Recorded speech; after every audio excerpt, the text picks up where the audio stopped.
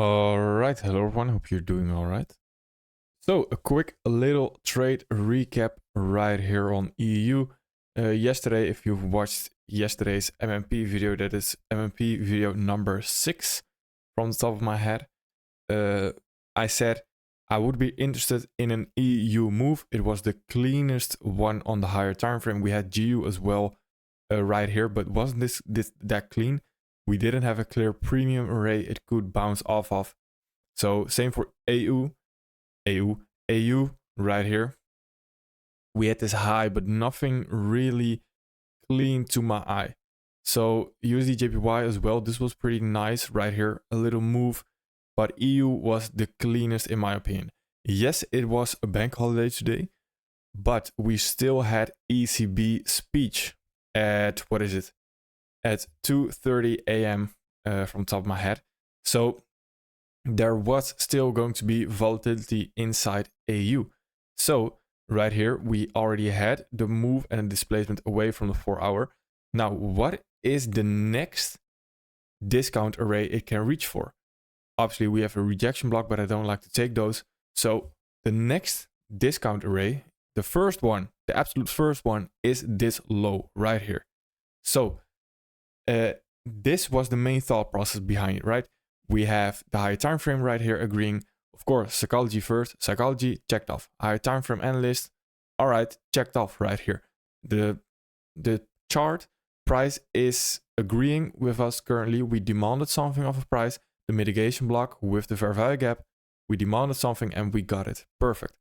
Now on the lower time frame, you will see on the 5-minute, because it's a 4-hour fair value gap, 4-hour mitigation block, on the 5-minute right here, we had already a big expansion away.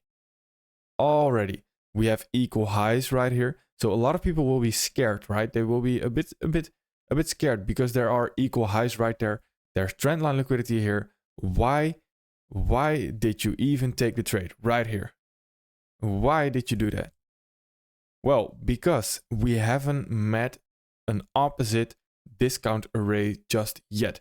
And what you'll see is this trendline liquidity, these equal highs, they don't really matter, as in they are not relevant until we reach an opposite discount array. So that's what I always say on the high time frame analyst videos as well. A PDA to PDA, price moves from PDA to PDA. So high time frame PDA to PDA.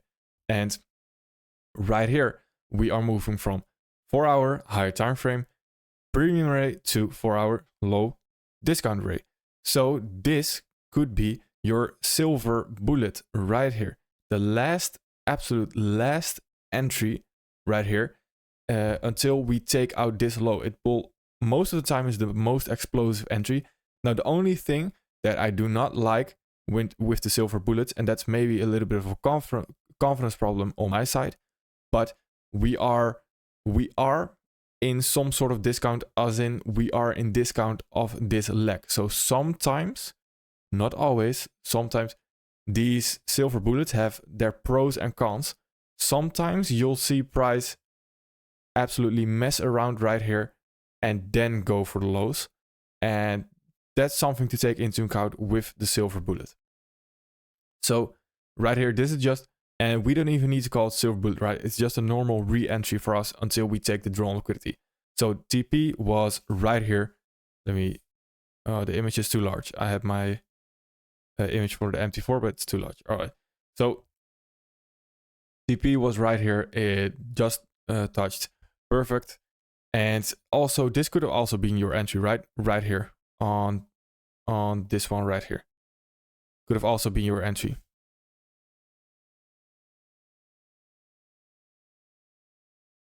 Come on.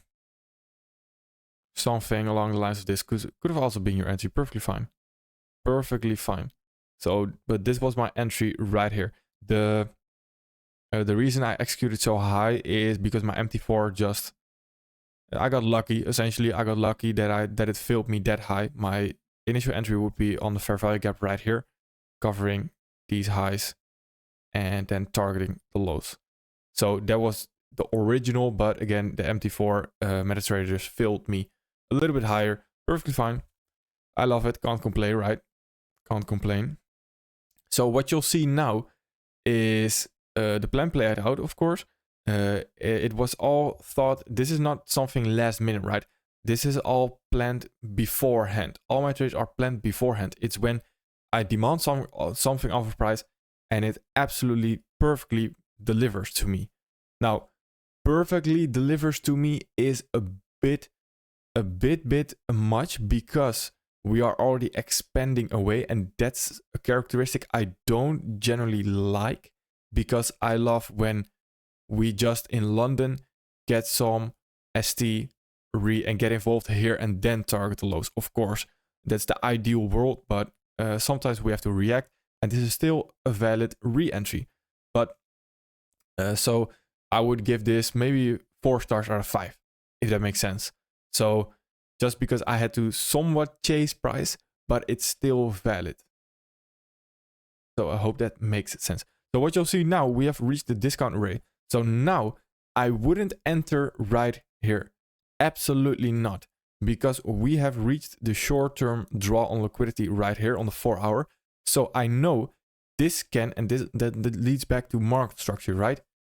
This can create a larger pullback and then continue lower. Now, of course, if it does want to continue lower, it could continue lower off of here. That's all probabilities.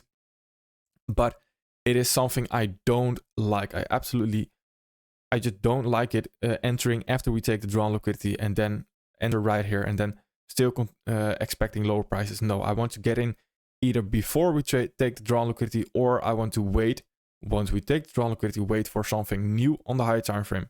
So that could be, we create fair value gap right here, then it's overlapping with this order block again, and then we could potentially get in again. But right here, I wouldn't chase price on the 5-minute. No, absolutely not.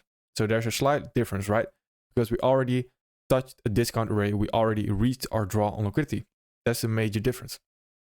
Now, this marked the end of my week. So I have traded on Tuesday. I had a pretty good week. This has been my best week in a while, so I'm very happy with that. I'm content. I'm not I don't have euphoria or anything, but I'm content. I'm happy with it, and I'm getting ready for next week essentially, right? So tomorrow I still look at the charts to help people out, but again, my week has ended right here on this trade. Once it hits TP, my week has ended. Even if, maybe you could argue, even when I placed the trade, it ended right there. So, and that's the beauty of it, because now I don't have to trade Friday, and I don't have the feeling to trade Friday. And that's as well. On Tuesday, we had a very high probability day. So right here, we had a high probability day where you could have traded London and both New York.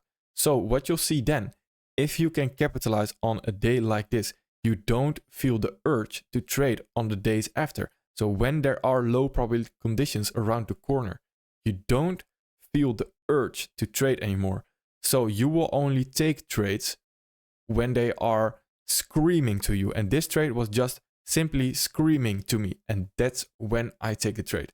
So that's very important to understand. And that's very important for your psychology as well, and for your financial equity, for your trading equity, because then you don't have to force anymore, and you can simply sit out low probability conditions. If you've already capitalized on the high probability conditions, it makes things a lot easier. All right, so I hope this trade makes sense right here. Stop loss was just above the swing high, right? Target makes sense. Is there some other things I need to go over? I don't think so. All right, and yeah, like I said, right, these short-term ranges, this order flow will likely hold until we take out the drawn liquidity, and after that, I wouldn't enter right here. So this could still displace lower, but I don't care. I already made money, and I'm happy with it. All right, so I'll see you in the next one.